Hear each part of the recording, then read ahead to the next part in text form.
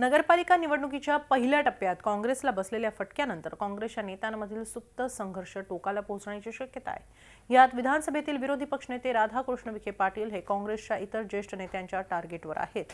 आता तर त्यांना विरोधी पक्षनेते पदावरून हटवावं यासाठी पक्षांतर्गत दबाव वाढतो आहे। राज्यातील पहिल्या टप्प्यातील 147 नगरपालिका निवडणुकीत काँग्रेस थेट तिसऱ्या क्रमांकावर फेकली गेल्यानं पक्षातील अस्वस्थता वाढीस लागली आहे। या निकालानंतर पक्षातील ज्येष्ठ नेत्यांची नाराजी उघडपणे उफाळून आली। यात पहिला बॉम्ब टाकला तो बाळासाहेब थोरात यांनी थेट राधाकृष्ण विखे पाटील यांच्यावर निशाणा साधला।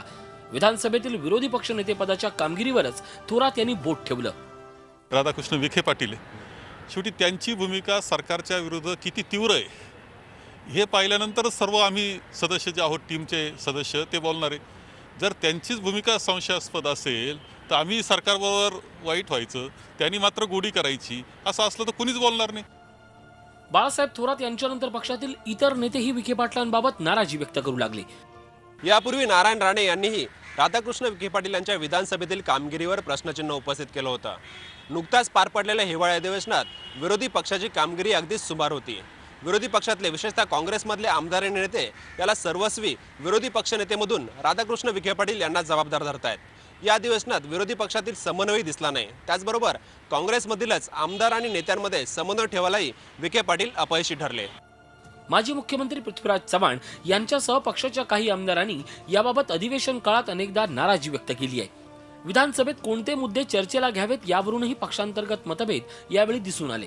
आता नगरपालिकेच्या तिसऱ्या टप्प्यातील निकालानंतर पुन्हा एकदा ही नाराजी समोर आली आहे। औरंगाबादचे काँग्रेसचे जिल्हाध्यक्ष आणि आमदार अब्दुल सत्तार यांनी अशोक चव्हाण यांच्या खांद्यावर बंदूक ठेवून विखे पाटील यांच्यावर निशाणा साधलाय।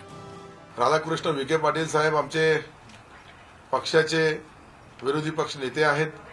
त्यांना मी 7 वेळेस विनंती केली की आपण औरंगाबादमध्ये या। इथे सन्माननीय मुख्यमंत्र्यांनी 2 सभा घेतल्या, 3दा वेगवेगळ्या मंत्री एक गावाला येऊन गेले, प्रांत अध्यक्ष सर्व पक्षाचे येऊ लागले, परंतु कोणत्याही नेत्यांनी आमच्या विनंतीला मान दिला नाही।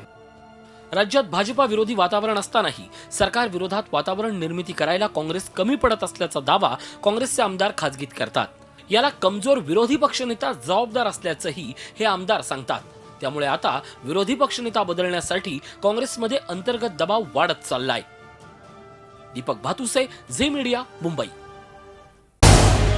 झी 24 तास रहा एक पाऊल पुढे।